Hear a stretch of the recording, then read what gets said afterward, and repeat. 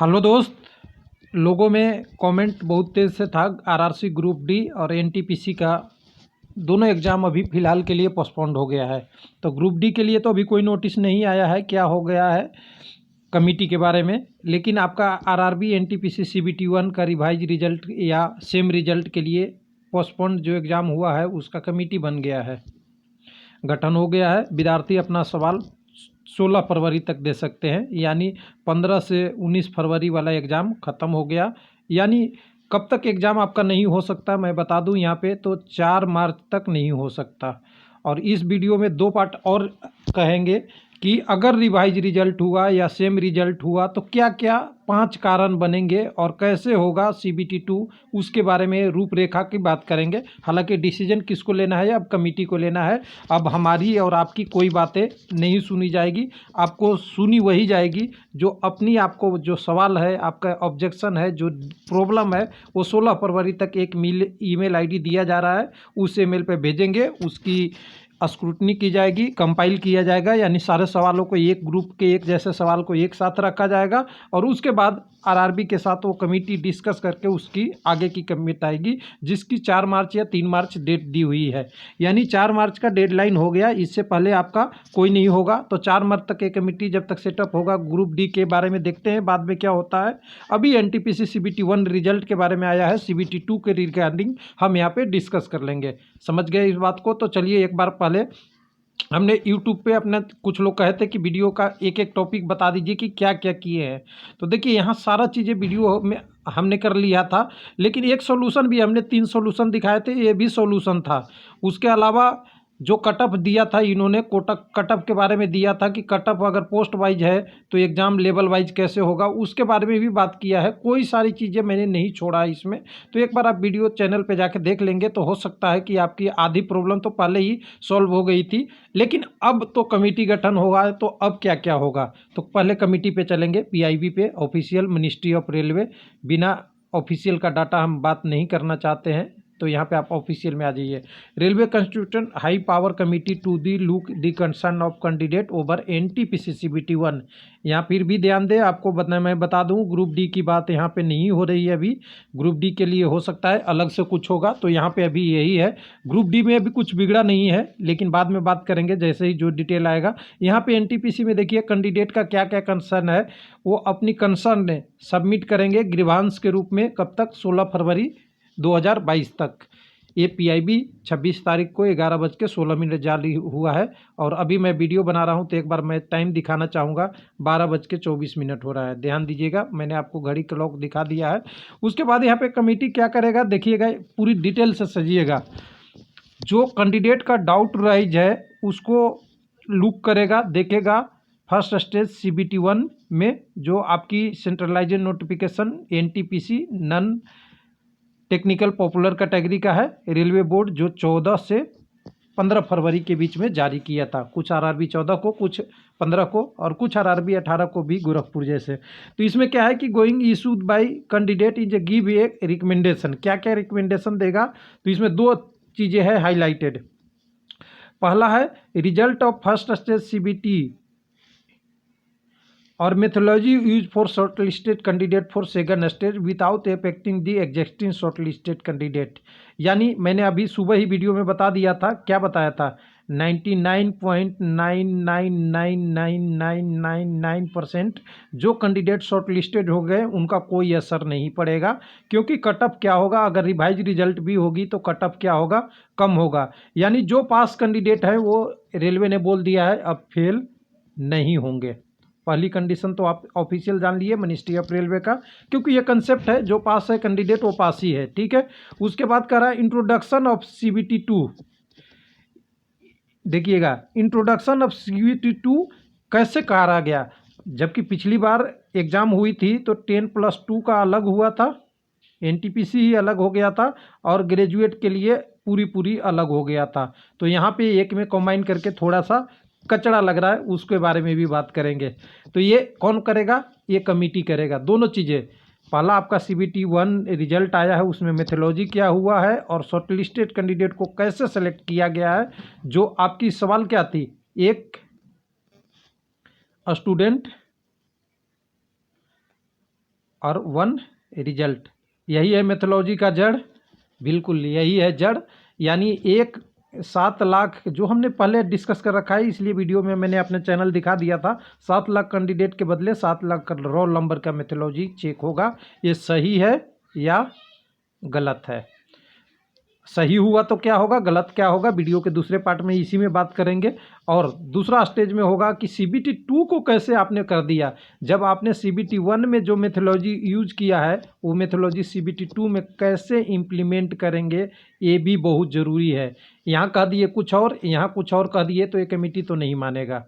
ठीक है, समझ रहे हैं ना बात को। यहाँ पे कह दिए कि मैंने पोस्ट वाइज कट ऑफ दिया है, तो एग्ज़ाम लेवल वाइज क्यों? वीडियो बना है या नहीं बनाया है?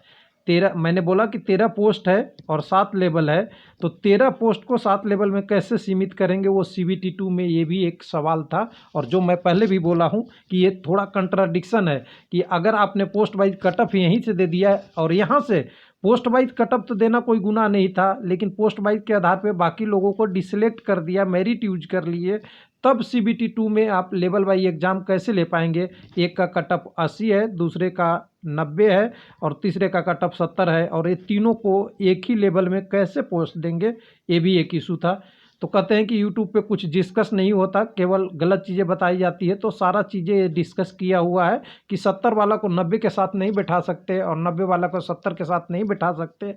वो भी कब? जब आपने CBT 1 में ही पोस्ट प्रायोरिटी का इवोल्यूशन कर लिया और CBT 2 में कह रहे हैं कि 70 वालों को भी 90 वाला पोस्ट देंगे। ये गड़बड़ था, डिस्कस हुआ नहीं हुआ। चलिए आप समझिएगा, चैनल पे जो जानते हैं उन्हें पता है। उसके बाद अब यहाँ पे तीसरी कंडीशन है कि कैंडिडेट जो है वो अपना ईमेल आईडी से rrbcommittee@railnet.gov.in पे अपनी सजेशन दे सकते हैं। क्या दे सकते हैं? सजेशन सेंड कर सकते हैं। कब तक?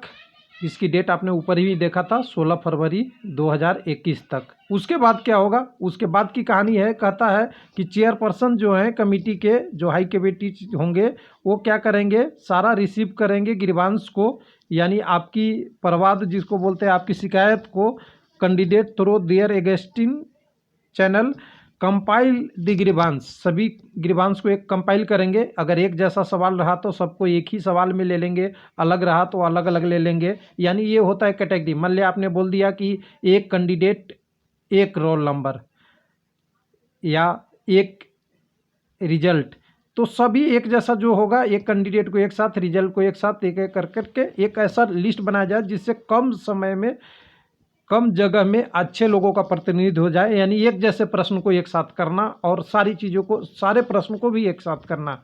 उसको क्या कौन करेंगे? जो चेयरपर्सन होंगे वहाँ के, वो उन्होंने सेंड कर देना है कमेटी को। कमेटी क्या करेगा? 3 वीक टाइम है, 16/2/22 से, और submit their concern the committee and examining their concern will submit recommendation by 4/3/2022।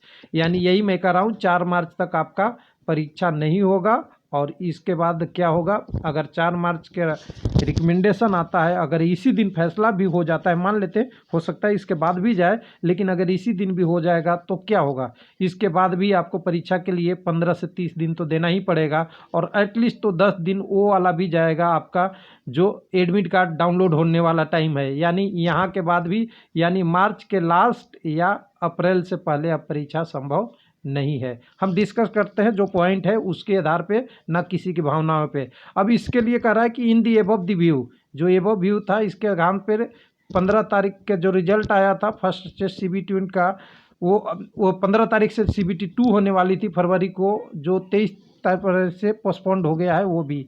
और ये RRC ग्रुप डी भी पोस्टपोन्ड हो गया है। तो RRC ग्रुप डी के लिए कोई बात ऊपर नहीं हुआ है कि उसके लिए कौन सी कमेटी बनेगी, कौन सी एग्जामिनेशन करेगा। हालांकि मैं कहता हूं कि यहाँ पे जब लिख रहे हैं कि RRC group D exam postponed हो गया है, ये पता है, तो यहाँ भी एक कमेटी में, यहाँ भी एक इसको रोल में ले लेना चाहिए था कि जो ग्रुप डी के कैंडिडेट हैं उनके लिए भी होगा। यहाँ पे तो केवल कह रहे हैं कि CBT 1 रिजल्ट का ग्रीवांस है, और नीचे में लिखा हुआ है कि CBT आपका ग्रुप डी का है। हो सकता है अभी वेबसाइट पे और क्लियर आएगा, अभी जल्दबाजी है थोड़ा कहना। अब अगर ऐसा हुआ तो क्या होगा, अब उसको हम छोड़ देते हैं। अब हम अपनी एनालिसिस पे चलते हैं कि अब ऐसा हुआ तो क्या क्या हो सकता है।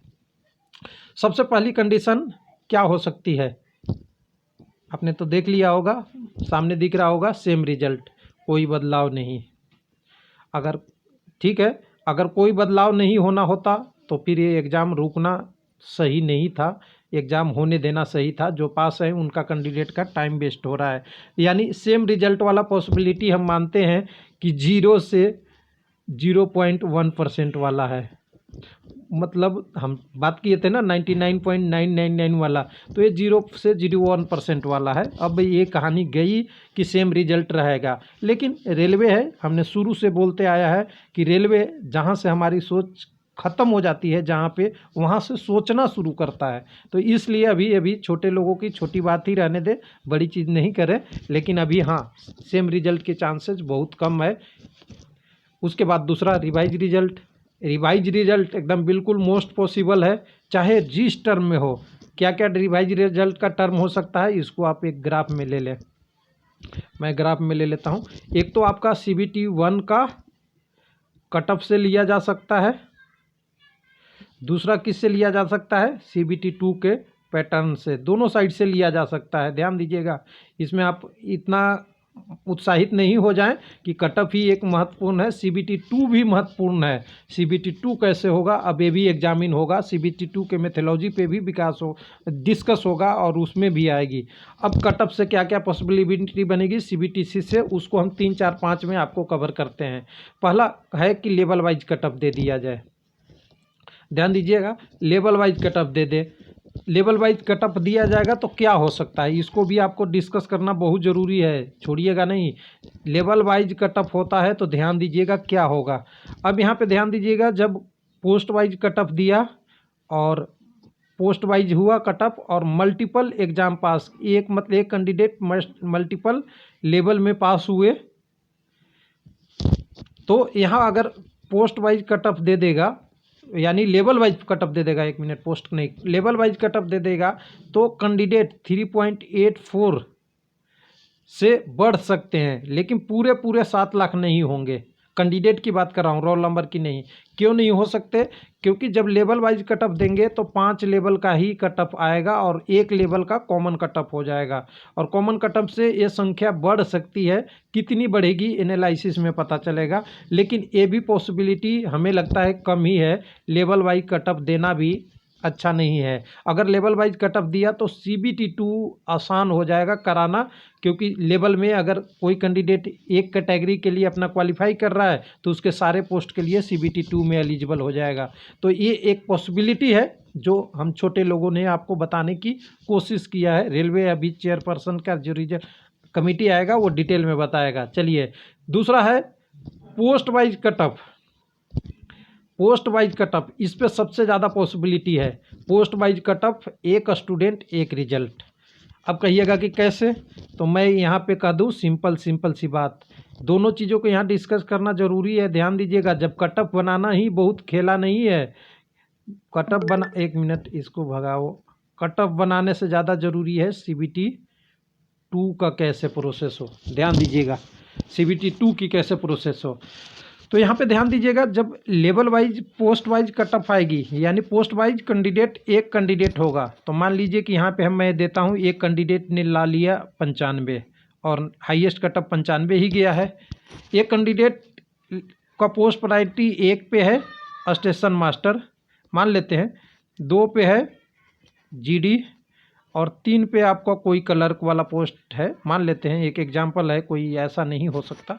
अब ये देखिए, कैंडिडेट पोस्ट प्रायोरिटी तीनों सर्च किया है, जो हमने शुरू से वीडियो में बताते आए हैं, आज नहीं, जब CBT 1 का एग्ज़ाम भी नहीं हुआ तब से, कि जब ऐसा कट ऑफ होगा तो होता क्या है। जब 95 जो लाया उसने फर्स्ट प्रायोरिटी में SM में सेलेक्ट हो गया, CBT 1 की बात कर रहे हैं।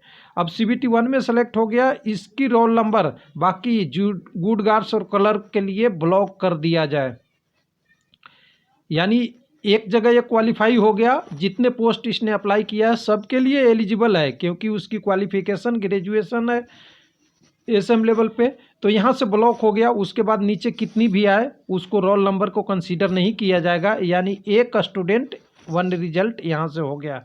लेकिन अगर इसी में कोई कहे कि ये कैंडिडेट उससे कम नंबर लाया और वो लाया 80, तो 80 और इसका कट ऑफ गया है 95, मान लेते हैं एसएम का, तो इस पोस्ट के लिए तो जाएगा नहीं। जीडी में अगर इसकी कट ऑफ गई है 85, इसमें तो जाएगा नहीं। क्लर्क में अगर गया है 75 या 80 या 78 या 79, तो इस वाला से क्वालिफाई कर जाए, यानी एक कैंडिडेट एक पोस्ट के लिए कवर कर जाए। अब इसमें दिक्कत क्या है? इसमें दिक्कत है CBT 2 की।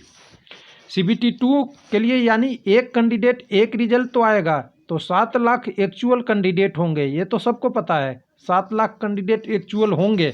लेकिन CBT 2 में उसकी एलिजिबिलिटी, अगर 5 लेवल की एग्ज़ाम हुई तो वो 5 जगह भी हो सकता है, 3 जगह भी हो सकता है, 2 जगह भी हो सकता है। तो एक्चुअल जो RRB को एग्ज़ाम लेना पड़ेगा वो 7 लाख कैंडिडेट से नहीं बढ़ के हो सकता है कि 14 से 15 लाख भी हो जाए, 18 लाख भी हो जाए एक्चुअल, क्योंकि एक दिन में जो CBT वो होगा उसमें भी वो हो जाएगा, 2 हो जाएगा, 3 में भी हो जाएगा। और यही सबसे बढ़िया सॉल्यूशन है कि CBT 2 5 दिन नहीं चला के 8-9 दिन चला दिया जाए, रोल नंबर भी सबका सम्मिलित हो जाएगा, 7 लाख कैंडिडेट भी हो जाएंगे और CBT 2 में एग्ज़ाम भी हो जाएगा और कोई कंट्राडिक्शन किसी को नहीं रहेगा। बस एक दिक्कत होगी RRB को कि ज़्यादा दिन एग्ज़ाम लेना पड़ेगा, 15-16 जितने लाख कैंडिडेट जितने बन जाएंगे, जितने मतलब उनकी एलिजिबिलिटी बनेगी, हर लोग हर पोस्ट को अप्लाई नहीं किए होंगे। और ये वीडियो इस चैनल पे कम से कम हम कहें कि 3 से 4 बार बना के आपको बता दिए हैं कि ये